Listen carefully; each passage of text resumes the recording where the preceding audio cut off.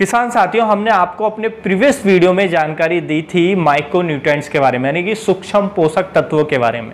उसमें हमने आपको उस वीडियो में एक सवाल किया था, क्या आप जानना चाहते हैं कि कौन सा बेहतर है, माइक्रो न्यूट्रिएंट जो लिक्विड फॉर्मुलेशन में आता है या ग्रेनुअल दानेदार फॉर्मुलेशन में आता है। तो आपके बहुत सारे हमें कमेंट देखने को मिले जिसमें आपने लिखा कि हाँ हमें जानकारी चाहिए, एक कंप्लीट वीडियो जरूर बनाएं। तो आज का वीडियो उसी से रिलेटेड होने वाला है। हम जानेंगे कि खेती के लिए कौन सा बेहतर है या किस कंडीशन के लिए कौन सा बेहतर है। मान लीजिए कंडीशन के हिसाब से भी कौन सा बेहतर है, हमें ग्रेनुअल देना चाहिए अपनी कंडीशंस को ध्यान में रखते हुए, खेत की कंडीशन को, फील्ड की कंडीशन को ध्यान में रखते हुए, क्रॉप यानी कि फसल की कंडीशन को ध्यान में रखते हुए, उसी तरीके से हमें जो हमारा लिक्विड है वो देना चाहिए। तो कौन सा हमें किस कंडीशन में देना चाहिए, किसके क्या फायदे होते हैं, क्या नुकसान होते हैं, ये हम डिटेल में समझने वाले हैं इस वीडियो में। वीडियो काफी इंफॉर्मेटिव होगा। वीडियो को लाइक जरूर करें और शेयर भी ज्यादा से ज्यादा कर दें। तो चलिए जानते हैं। देखिए सबसे पहले यदि हम दोनों का बात करें कि हम ग्रेनुअल की बात करें तो ग्रेनुअल यानी कि दानेदार फॉर्म में आता है। ये जो फर्टिलाइजर होता है दानेदार में आता है। दूसरा लिक्विड यानी कि तरल रूप में आता है। तो ये दो फॉर्मुलेशन में आते हैं। दोनों का काम होता है हमारे पौधों को न्यूट्रिशन सप्लाई करना, यानी कि जो आवश्यक पोषक तत्व वो इनके अंदर होते हैं, जो दोनों ही सप्लाई करते हैं हमारे प्लांट को, लेकिन दोनों का माध्यम अलग अलग होता है।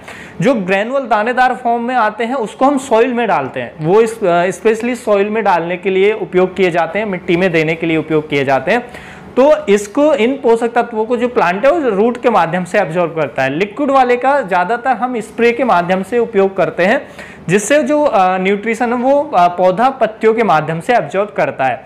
तो आप समझ गए होंगे, एक का हम स्प्रे में ज्यादा उपयोग करते हैं, एक का हम सॉइल में उपयोग करते हैं। अब देखिए जो हम ग्रेनुअल वाला होता है दानेदार फॉर्म में जो आता है माइक्रो न्यूट्रिएंट्स, उसको जब हम सॉइल में डालते हैं तो ये क्या होता है, सॉइल की डिफिशियंसी को करेक्ट करता है। वहीं पर जो हमारा जो लिक्विड वाला होता है, तरल वाला होता है, वो हमारे प्लांट की डिफिशियंसी को करेक्ट करता है। यहाँ पे अंतर आपको समझना पड़ेगा। देखिए सॉइल की डिफिशियंसी यानी कि मान लीजिए हमारे भूमि के अंदर पोषक तत्वों की कमी हो रही है, किसी भी माइक्रोन्यूट्रिएंट्स की कमी हो रही है, तो हमें दानेदार से पूरा करना चाहिए। क्योंकि जब सॉइल के अंदर डेफिशिएंसी आएगी तो वो हम दानेदार सॉइल में डालकर ही उस डेफिशिएंसी को दूर कर सकते हैं। वहीं पर अगर लिक्विड वाले की बात करें तो वो हमारे प्लांट की डिफिशियंसी को दूर करता है। यानी कि अगर मान लीजिए आपके पौधे में डिफिशियंसी नजर आ रही है तो आपको उसको करेक्ट करना है इमीडिएट, तो आपको लिक्विड वाला स्प्रे करना चाहिए। क्योंकि जो लिक्विड वाला होता है वो तेजी से डिफिशियंसी करेक्ट कर लेता है। मान लीजिए आपके पौधे में कमी नजर आ रही है किसी पोषक तत्व की और आप उसमें ग्रेनुअल डाल रहे हैं, प्लांट में नजर आ रहे हैं आपको कि प्लांट की ग्रोथ रुक रही है, पत्ती पीली पड़ रही है, उसमें किसी पोषक तत्व की कमी है, माइक्रोन्यूट्रिएंट्स की कमी है, और आपने क्या लिया, दानेदार लिया और जमीन में डाल दिया। तो दानेदार देखिए बहुत लंबे समय में काम करेगा। वो पहले डिजॉल्व होगा, फिर वो रूट उसको लेंगी, उसके बाद वो प्लांट को मिलेगा, तो बहुत लंबे समय में काम करेगा। और उस पर भी न्यूट्रिशन मिलने के पीछे कई फैक्टर अप्लाई होते हैं। मान लीजिए आपकी मिट्टी की कंडीशन कैसी है, मिट्टी का पीएच कैसा है, पीएच ज़्यादा हाई है कम है, तो भी वो उतना प्लांट को नहीं मिल पाएगा। वहीं पर अगर लिक्विड वाला आप यूज करते हैं तो वो क्या है, वो तुरंत ही आपके प्लांट को मिल जाएगा। यानी कि आपने जैसे स्प्रे किया इमीडिएट और बहुत तेजी से जो न्यूट्रिशन है उसके अंदर वो प्लांट को मिल जाएंगे, जिससे प्लांट बहुत तेजी से जो डिफिशियंसी है, कमी है, उसको दूर कर लेगा। इससे जो प्रोडक्शन में लॉस है वो फिर आपको कम होगा। तो इसलिए जब भी प्लांट में आपके पौधे के अंदर किसी तत्व के कमी के लक्षण नजर आते हैं तो हमें हमेशा लिक्विड वाला स्प्रे करना चाहिए। और या हमने मान लीजिए हम सॉइल टेस्ट करा रहे हैं और सॉइल में वो कमी है तो फिर हमें सॉइल में ग्रेनुअल यानी कि दानेदार का उपयोग करना चाहिए। देखिए अगर आपके पौधे में भी कमी के लक्षण नजर आ रहे हैं तो कहीं ना कहीं या तो आपका मिट्टी का कंडीशन सही नहीं है, मिट्टी की पीएच हाई है, पीएच कम है, जिसकी वजह से जो पोषक तत्व वो नहीं मिल पा रहा है, तो उस कंडीशन को आप सुधारें। या भूमि के अंदर ही वो पोषक तत्व की कमी है तो फिर उसको आप दानेदार को भी डालकर उपयोग पूरा करें। मान लीजिए आपने स्प्रे तो कर दिया कि आपकी फसल में कमी नजर आ रही है, आपने स्प्रे दे दिया लिक्विड वाले का, जिससे वो कमी दूर हो गई बहुत तेजी से, जिससे आपका पौधे की ग्रोथ फिर से चालू होगी। लेकिन आप नेक्स्ट क्रॉप लेंगे तो क्या होगा, फिर उसमें फिर कमी के लक्षण आएंगे। तो इसलिए हमें सॉइल में भी पूरा करना चाहिए। तो ये आपको ध्यान रखना है कि हमने स्प्रे कर दिया तो सॉइल को भी सही करना है। यदि सॉइल में भी कमी है तो वो डालना है पोषक तत्व, और यदि मिट्टी की पीएच की वजह से समस्या आ रही है तो पीएच को हमें बैलेंस करना है।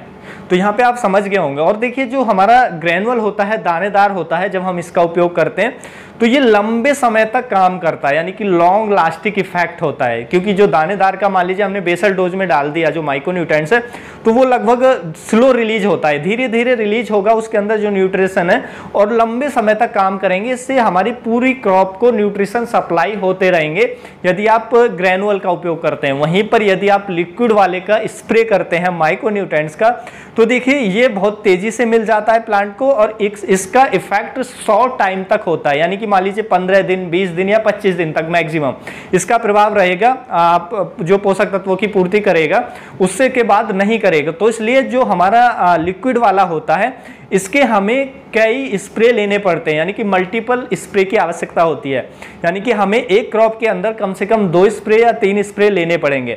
लेकिन वहीं जो हमारा दूसरा है ग्रेनुअल, उसको हम वन टाइम अप्लाई कर देते हैं तो सॉइल में स्लो रिलीज होता है, तो लंबे समय तक इसका इफेक्ट हमें देखने को मिलता है। तो ये भी दोनों में अंतर हमें देखने को मिलता है।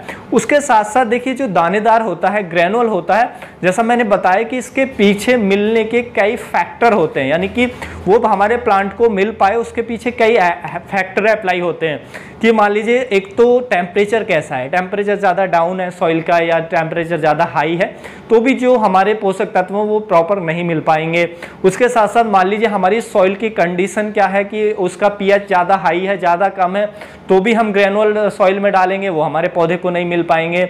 या हमारी मिट्टी जो है वो ऐसी मिट्टी है कि उसमें जो पोषक तत्व उनको वो होल्ड करके नहीं रख पाती है, यानी कि मिट्टी हमारी सैंडी है, रेतीली है, तो वो पोषक तत्व लीच हो जाएंगे कुछ समय बाद, उतने हमारे लंबे समय तक प्लांट को नहीं मिल पाएंगे।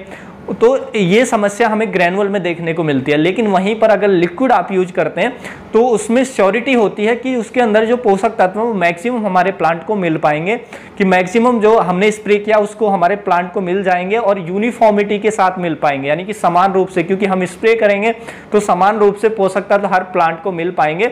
और ये सुनिश्चित होता है कि मिल ही पाएंगे क्योंकि उसमें कोई भी फैक्टर अप्लाई नहीं होता है, क्योंकि पत्तियों के माध्यम से पौधा एब्जॉर्ब कर लेता है सीधा, तो वहाँ पे श्योरिटी हो जाती है और बहुत फास्टेस्ट प्लांट उसको अपटेक करता है, दूसरे को स्लो अपटेक करता है क्योंकि वो धीरे धीरे रिलीज होता है, लंबे समय तक मिलता रहता है। उसके साथ साथ जो ग्रेनुअल वाला होता है, देखिए ये इजी टू यूज होता है।